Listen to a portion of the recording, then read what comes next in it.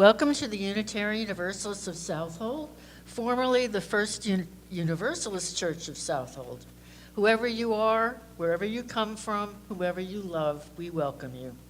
Today we are gathering on the traditional lands of the Amahat Nation.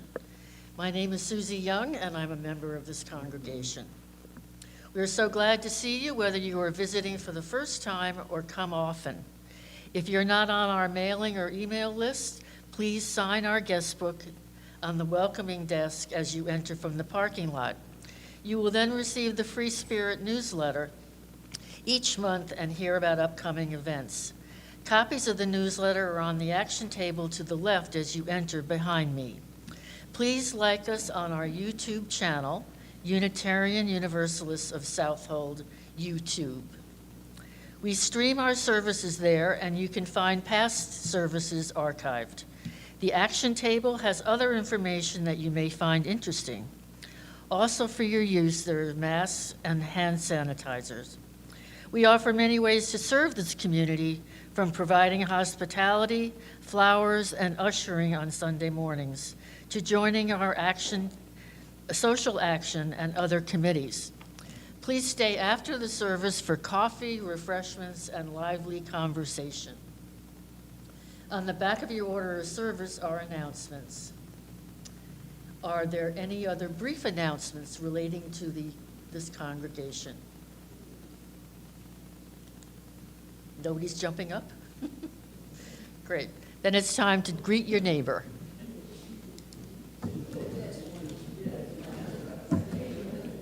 That was fast. Was it not loud enough? Yeah, I think so.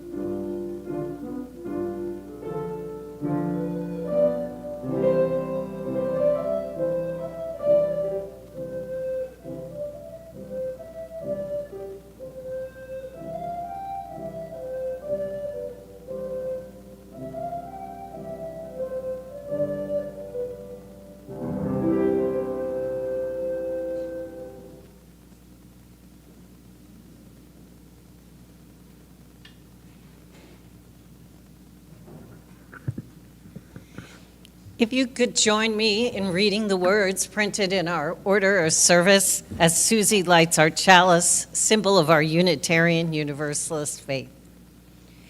At times, our own light goes out and is rekindled by a spark from another person.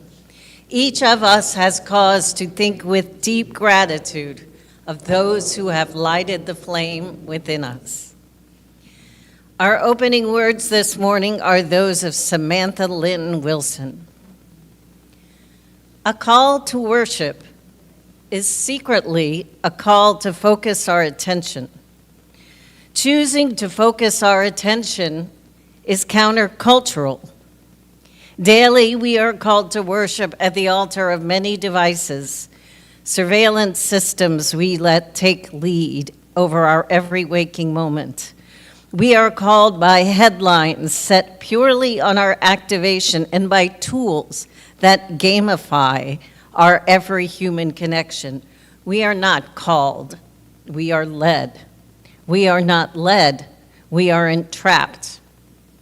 Instead, here, we practice being called. We are called to bring our attention to the altar of unpredictable human relatedness. We are called by these ancestors, this wood, this room's particular light, this chalice's particular fire, and this larger community. We are called to focus all our attention on a foolhardy and open-hearted commitment to share a future together we cannot cancel nor control. In the words of poet farmer Wendell Berry, we are called to do something together today that does not compute. Come, let us worship together. If you could join me in our opening hymn, number 359, When We Are Gathered.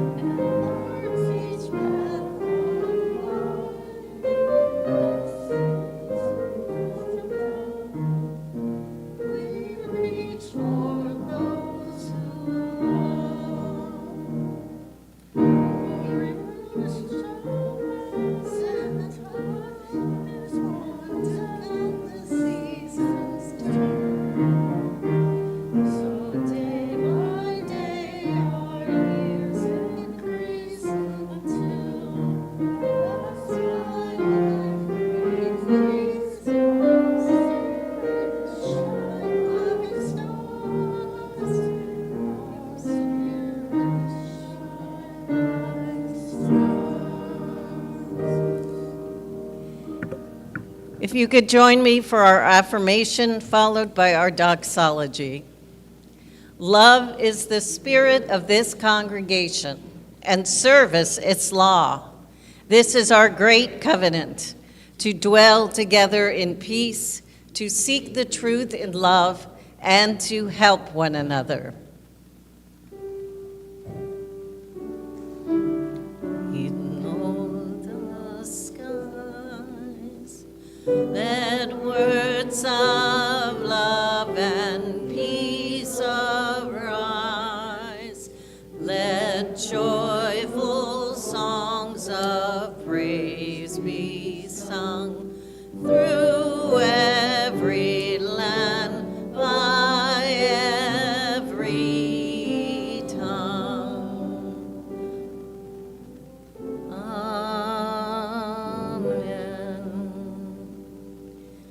Now we will take up the offering for the work and witness of the Unitarian Universalists of Southold. This morning's offering will now gratefully be received.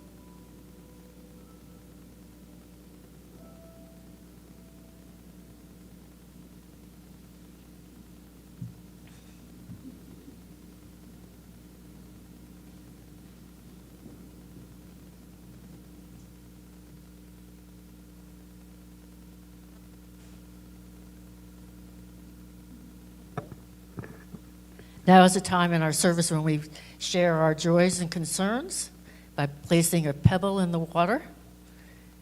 Who would like to start?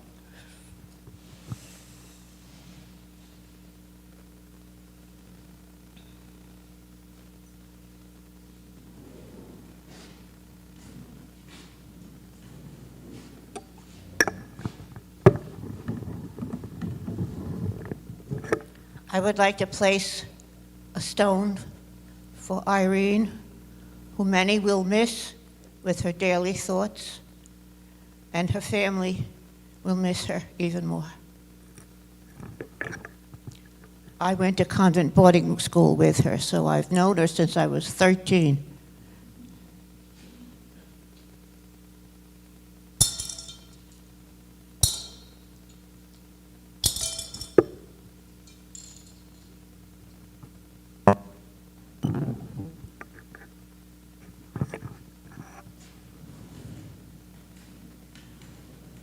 Anybody else?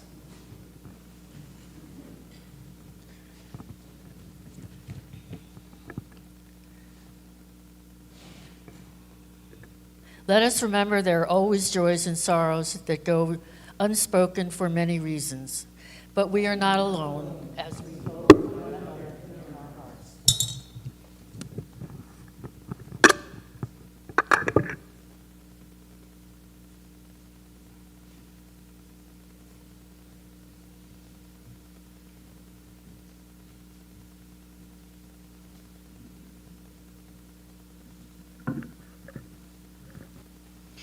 A reading this morning comes from the words of David Abraham. Only by giving value to the full-bodied world of our face-to-face and face-to-place encounters do we have a chance of maneuvering wisely and well among the many other worlds that now claim our attention. Only by really opening and offering ourselves to the local earth, plugging ourselves from the digital thrall and stepping out to wander and bask in the sense drifting up from the night river, allowing the intersecting tones of this land or of its denizen and its solitudes to recalibrate our organism. Only thus do we begin to come to our senses and start to reckon the worthy use and the misuse of all our technologies. For we are human only in contact and in conviviality with what is not human. It's from The Spell of the Sensuous.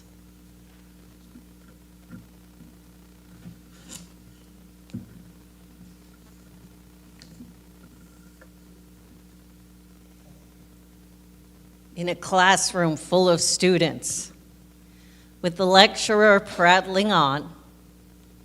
Everyone's doing different. Some are scrolling through Facebook on their laptops. Others are concentrating on scribbling details in their notebook from another course that they want to do. And still others are passing notes. Suddenly, a man enters, steals a potted plant resting on a table, and leaves. The professor then asks for the members of the class to describe the invader, and of course, he gets half a dozen different answers. A really fun illustration about the unreliable of eyewitness testimony, and a bit of a funny scene about distractibility. But unlike the students in that classroom, we are aware and awake, or we mean to be, about the possibilities of gathering in community. After all, we set this time apart from time to come to this place apart from every other place. Because by paying attention to what is said, done, and sung and played here, we gain inspiration for life. Your presence here is what makes this time worship, what makes it worthy, which is the root, what worship actually means. And that is what makes it precious. For we put a price on the amount of money we have saved or spent, the cost of a vacation or the cost of clothing. We put a price on education or the fluctuations of the stock and many millions of other things. But we sometimes forget our attention is valuable too, even though, of course, we use that verb to pay. But what would happen? How would we change if instead of just paying attention, we honored our attention? How would our awareness of what we do, watch, buy, and spend time with shift? For after all, attention has long been commodified in various ways and various forms.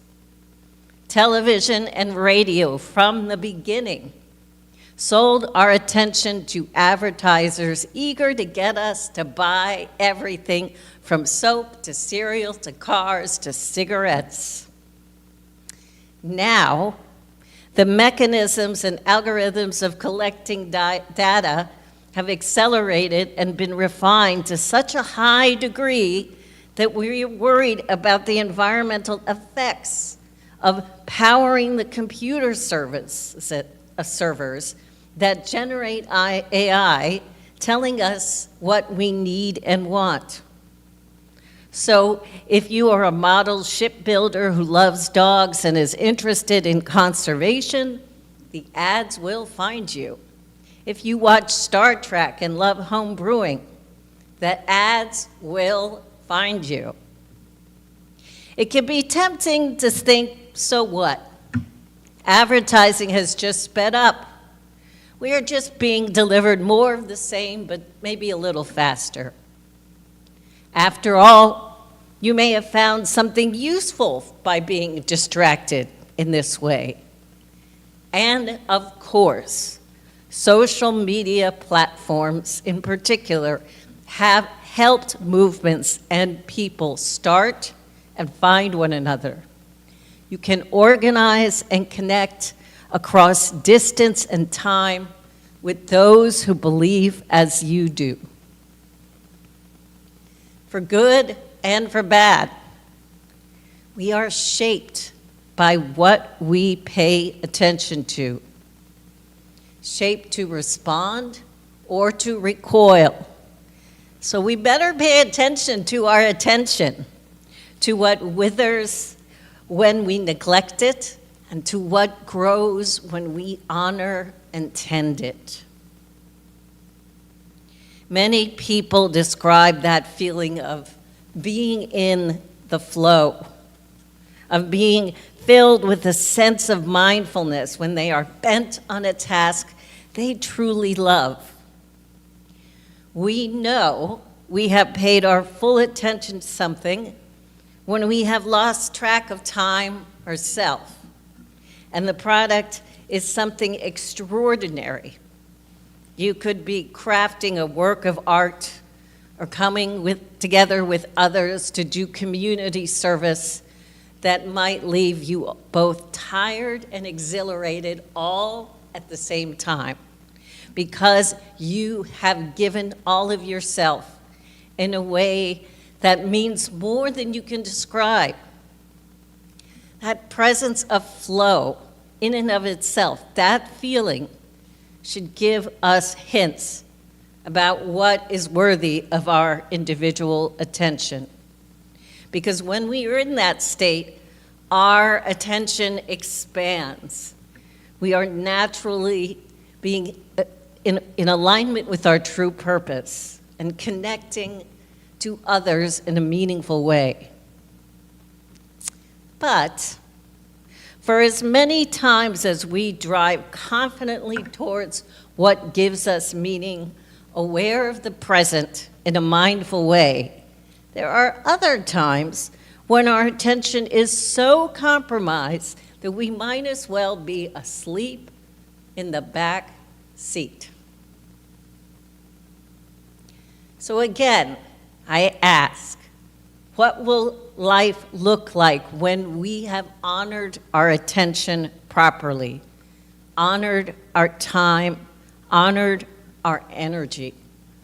What will we have in abundance? The first thing we will have in abundance is sustainable joy, something that's both delightful and renewable. For ourselves, this sustainable joy usually means accumulating experiences, not material things. For when we have memories to draw on, we have a store of joy that we can go back to, that can remind us of our humanity. And when we do have something material that we own too much of, perhaps a hobby has lost its luster, we can pass on those materials to others. We can pass on our art supplies or books. We can swap our used belongings with others. We get ourselves down to that repair cafe because there is a way to curb the impulse to excess, which is inevitably driven by distraction. Most of all, we can work to pass that precious commodity of our own wisdom to another. Kindness. Kindness is another aspect of our attention honoring, of honoring our own selves. When we make a practice of looking for face-to-face ways to be kind to one another, showing up, reaching out, speaking to your neighbor, then the attention we are paying is to the whole person in them. We are putting our values of love at the center because we are refusing to let a person to become vulnerable to what is isolating them. Our connection to others reminds us of what's freely available to us all, but buried beneath those worries and fears, those distractions, a limitless supply of compassion, wonder, and hope. Those who wish us to live off chaos and fear will obscure compassion from us. For I would rather be told that I am just too awake, too woke to the possibilities of justice, equity, love, and interdependence, than driven to distraction by those who would steal into our minds and hearts and convince us that the world we want is not possible. I would rather be counted as someone who was awake to what I could do to stop conflict for profit's sake than be counted as one who was distracted by the chaos. I would rather be counted as kind to a person when they were different from me, and even when I disagreed with them, not because it's easy to do, but because it's hard. I would rather stay awake to what my hope for humanity calls me to do, in community and individually, than let someone draw my focus away. So what are we capable of honoring with our attention today? Now, it's true at different stages of life, we may answer this question differently.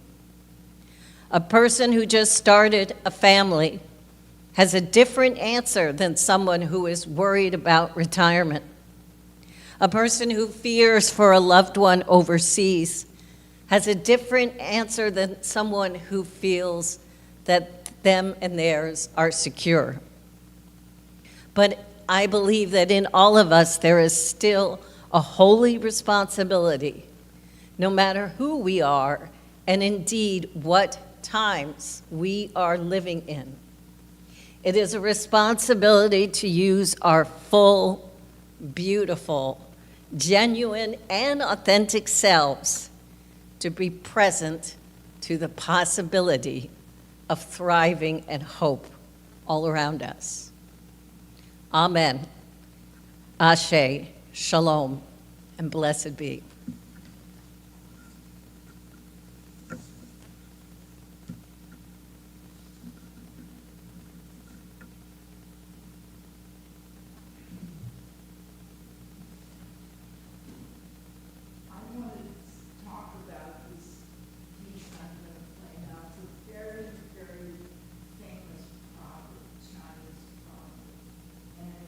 When there is life in the soul, there will be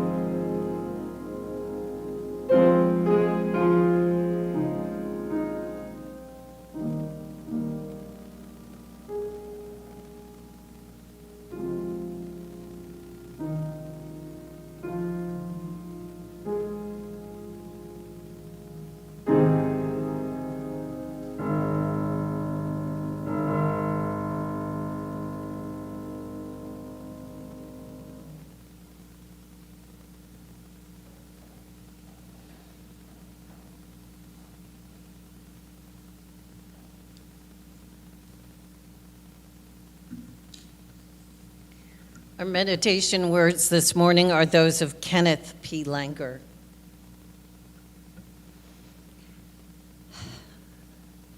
You might want to close your eyes and breathe for this one.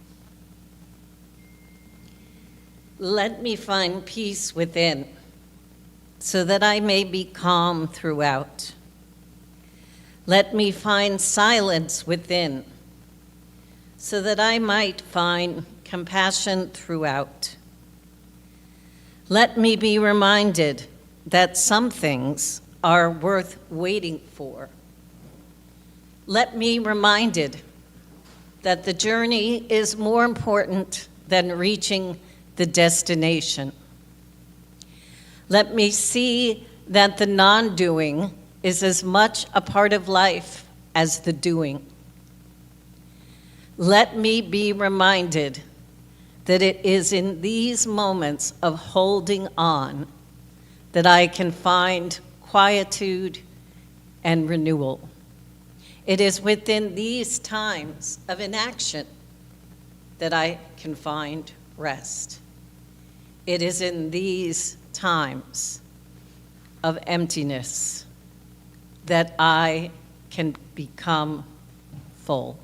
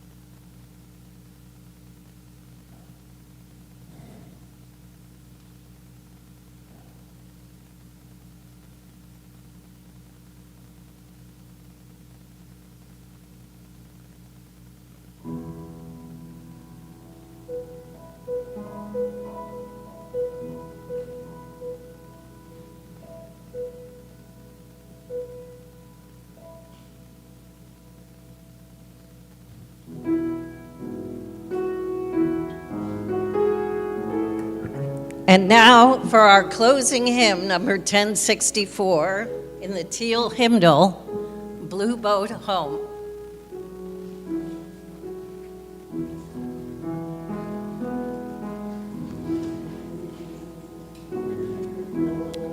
May I feel no ocean, standing on its mountains and plains, far away from the rolling ocean. Still my dry land heart can say, Son, my sinking only life now, never harbor or port have I known. The wide universe is the ocean I travel, and the earth is my blue boat home. Sun, my sail, and moon, my rudder, as I ply the starry sea, leaning over the edge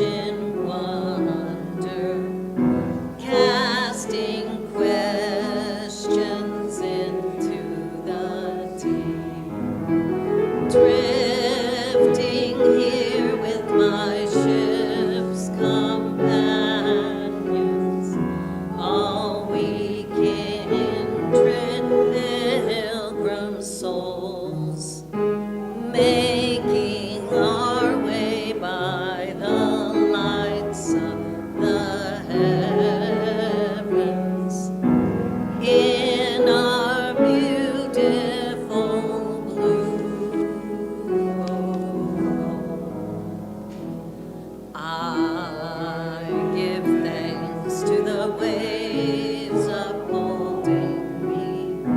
Hail the great wind surging me on. Great the infinite sea before me. Sing the sky my sinner's song. I was born upon the fathoms, never harbor or port have I known. Wide universe is the ocean I travel,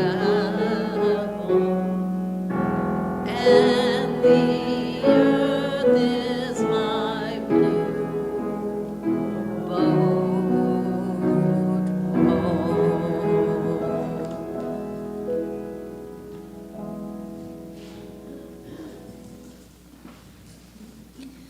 Our closing words this morning are from Philippians 4, and they're also found in our gray hymnal. Whatsoever things are true, whatsoever things are honorable, whatsoever things are just, whatsoever things are pure, whatsoever things are lovely, whatsoever things are of good report, if there be any virtue, and if there be any praise, think on those things. If you could join me as I extinguish our chalice. We extinguish this flame, but not the light of truth, the warmth of community, or the fire of commitment. These we carry in our hearts until we are together again.